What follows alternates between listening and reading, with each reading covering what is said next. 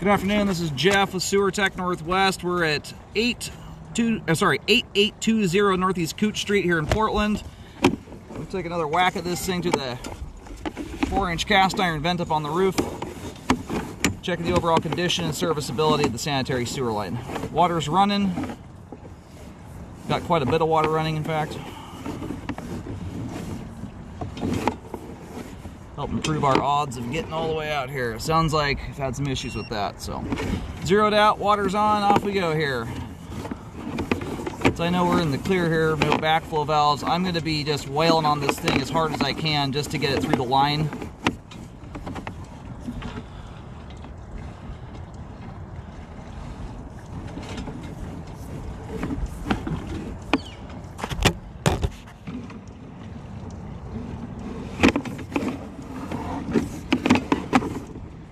That's where we round the bend there on the outside of the house. So, and there is a clean out access in the basement. It's just in a very, very goofy location.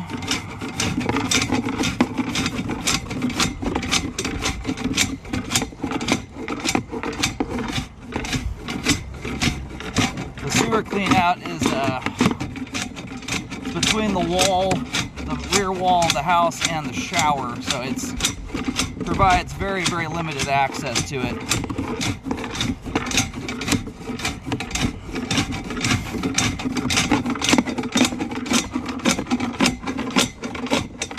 I can see why they had some trouble getting the camera all the way out here. It's that set of turns there as the line rounds the back right corner of the house. It's a beast.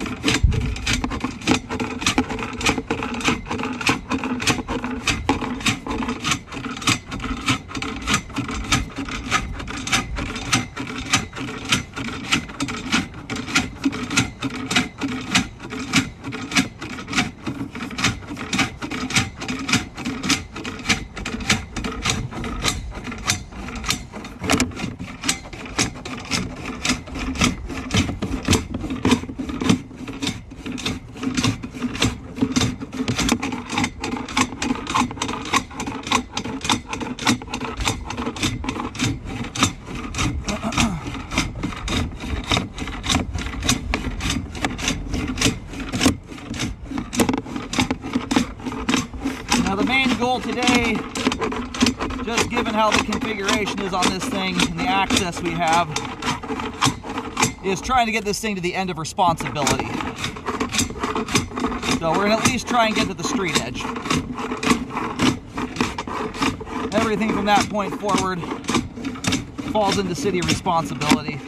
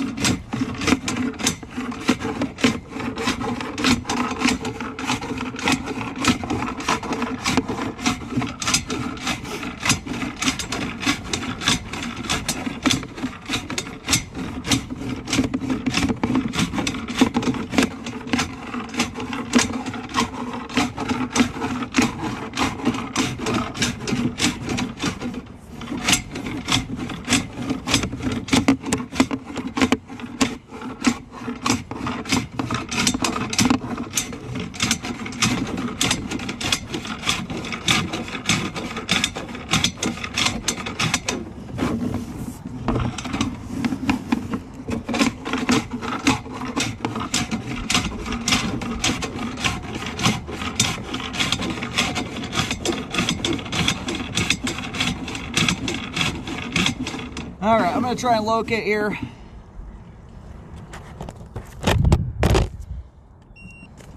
All right, so just located the camera head. I did put a marking down in the front yard.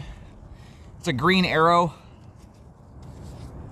Where we're stopping right now is basically right at the right of way. So what's gonna happen here, the line just did a hard dive. I was hoping we could get just a little past this point here. I'm not sure the camera will even do it.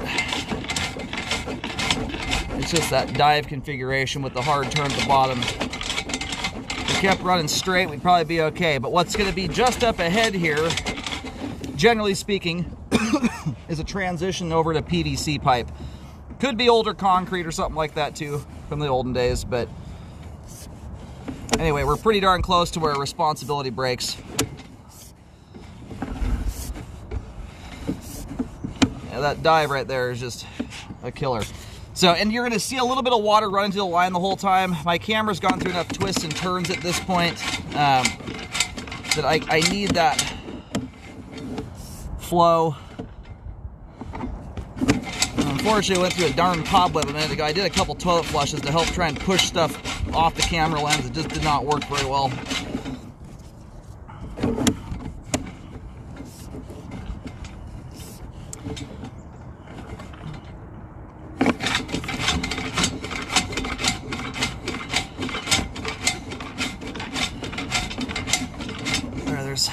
I may have to review some of this at home in better lighting. There was something kind of sticking off the pipe wall there a second ago. I get a terrible view of it. I think it's just cobwebs.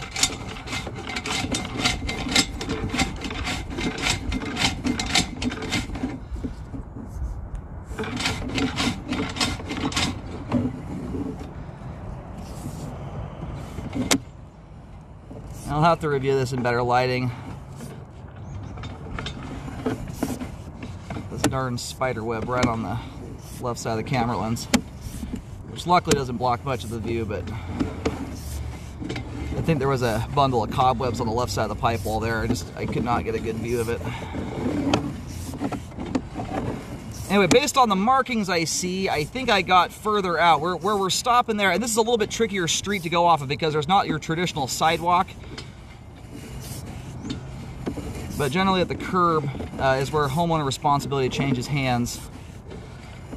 So we're stopping shy of that, unfortunately, but we made it pretty darn close. And what I'm not seeing there is any signs whatsoever of flow problems ahead. Yeah, if you've got an issue, I've been doing this 13 years. I've cambered about 25,000 sewer lines at this point. The one thing I can tell you is if you have a problem up ahead that is causing even semi-frequent issues, you're going to notice it. You're going to have, you know, for instance, if a blockage occurred 10 feet up ahead of where we're at currently and a backup occurred, you're going to have debris build up on the top of the pipe and the sidewalls leading all the way back into the home. So you're gonna have signs of something going on.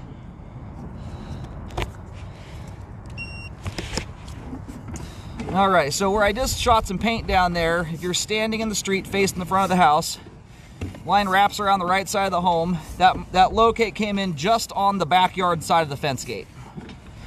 You'll see a green dot there. You do have some level of standing water that persists up to that point. And keep in mind, we have a little bit of water still running. There is some standing water in this area, and if you're going to go after fixing the other standing water, in most cases you've got to take that repair all the way to the end, even of the areas of minor standing water. You got to chase the grade all the way out, even to where it's in a more minor spot in a lot of cases in order to fully correct a belly. So, you know, beyond where we got there, I'll have to go eyeball it here real quick. In fact, bear with me.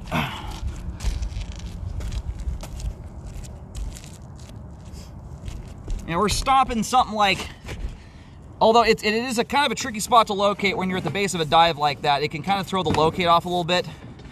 We're about 10, maybe as much as 15 feet shy of the street edge. The plus side is you're at the base of a very hard drop at that point, which picks up a lot of speed, a lot of gravity. And I didn't see any signs of any issues beyond that point where we stopped at. I mean, from what I'm seeing here, I saw some paint markings out back. I've got a tub right now running basically about the amount of water that would typically go down like a sink. I'm not running it full bore. The amount of standing water you've got in here is very minimal. I had 5 different fixtures running there at first, which is going to make that standing water, that'll turn a 1/4 inch of water into what looks like 2 inches. Sorry for the gunk on the camera lens here. I cannot do anything about that. What you do have in the line, though, I think especially from the first camera going through, that was the kind of the virgin run down that vent, and also from the main line, but especially the vent, it knocks rust flakes loose.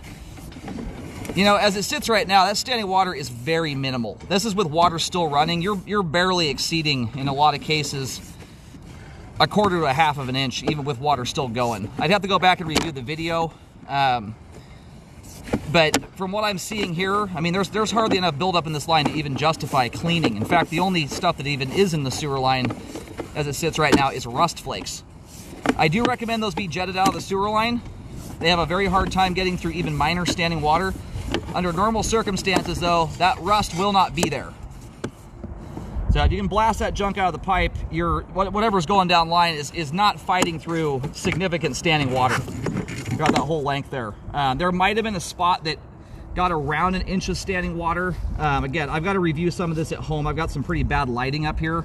But when you account for the fact I'm running probably at least 1/4 inch of a layer of water through the line right now, standing water you're working with here is quite minimal, especially when you consider the length of this line, the depths you're working with. I generally don't recommend you start tearing gigantic trenches up 8, 9, 10 feet deep over something I can barely even recommend a few $100 in drain cleaning on. Standing water of this kind, especially in smooth modern plastic pipe, this is the kind of belly that could theoretically cause a problem under abusive scenarios, when people are abusing the line on a consistent basis. Put lots of grease and cooking oil down the line, coupled with wadded up wipes, flushable wipes, big giant balls of toilet paper, stuff like that. Otherwise, you know, if you've got a household that you know might have some gunk going down the line here and there, I'd rather see someone do a periodic hydrojet for $300-400 every few years, if it's even necessary. So from what I see here right now, there may be some different stuff on the report than what I'm talking about once I review this in better lighting. But thus far, the standing water, in my opinion, is not significant enough, especially with no buildup in the line, to justify that level of repair work from what we're looking at here. That's just my 2 cents on it. Bellies in plastic pipe are a very different animal from bellies in cast iron, for instance, that have rough pipe walls. That combination is not one I love. What you've got here, honestly, is quite minor, especially when you consider the length this line is. It's not an easy thing to grade a line out this long at these depths and not have some of it shift on you. So anyway, thus far what I'm seeing here is a fully intact pipe with very little debris in it. The only reason I jet this thing is just to blast the rust flakes out of it and get that junk out of there. Otherwise, there's no actual sewage buildup in the line whatsoever to even talk about. And that is an indication of how well the line functions. When being treated as it should under proper scenarios, there's no signs of whatsoever this thing is having any kind of flow problems based on that standing water there.